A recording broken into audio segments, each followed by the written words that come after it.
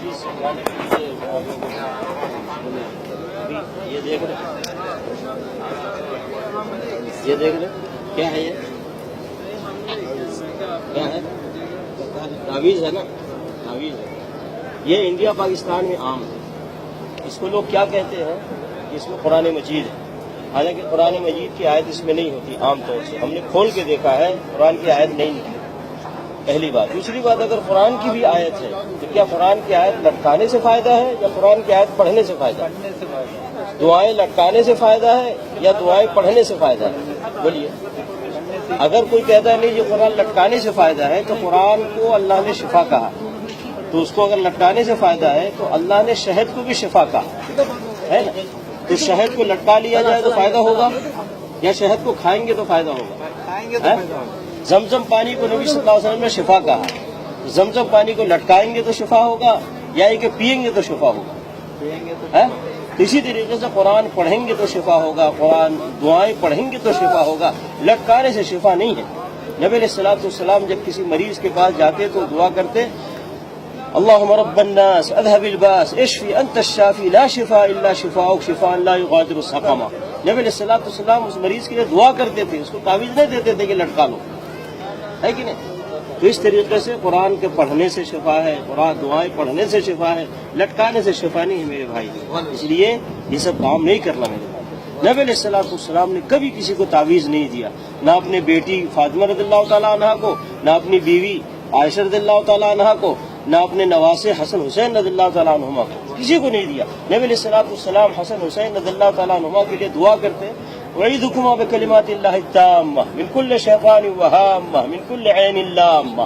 نبی علیہ الصلوۃ والسلام اس طرح دعا کر کے حسن حسین کے لیے دعا کیا کرتے تھے، کیوں نہیں ان کو تعویذ گلے میں ڈال دیتے؟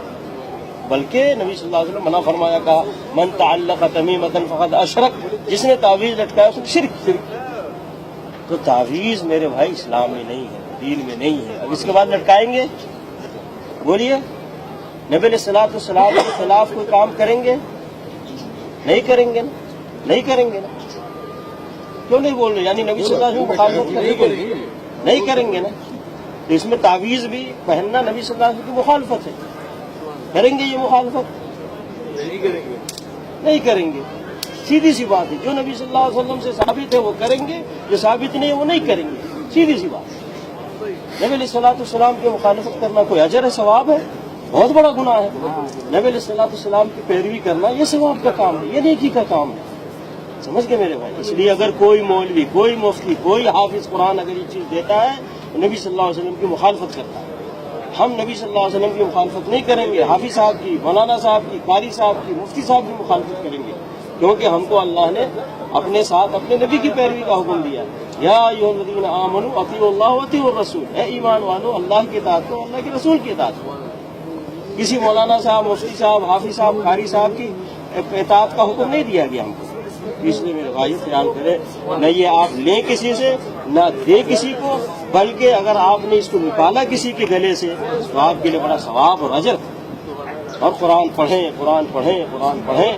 قرآن پڑھنے میں شفا ہے، قرآن سمجھ کر اس پر عمل کرنے میں ہدایت ہے، اور دنیا میں عزت ہے اور آخرت میں نجات ہے۔ سمجھ گئے نا میرے بھائی؟ اس لیے خیال کریں، آج محمد صلی اللہ علیہ وسلم کی مسجد میں ہے اس وقت آپ، اسی جگہ سے نبی صلی اللہ علیہ وسلم دین سکھاتے تھے، سمجھاتے تھے صحابہ کرام کو، اور اس پہ وہ عمل کرتے تھے۔ نبی صلی اللہ علیہ وسلم فرمایا، علیکم بسنتی و سنت الخلفاء الراشدین المہدیین، لازم پکڑو میرے طریقے کو اور میرے خلفاء راشدین کے طریقے کو جو ہدایت یافتہ ہے۔ سمجھ گئے میرے خیال ہم یہ پیغام دے رہے ہیں، یہ نہیں کہ ہماری بات مانو، اللہ اور اللہ کے نبی صلی اللہ علیہ وسلم کی بات مانو۔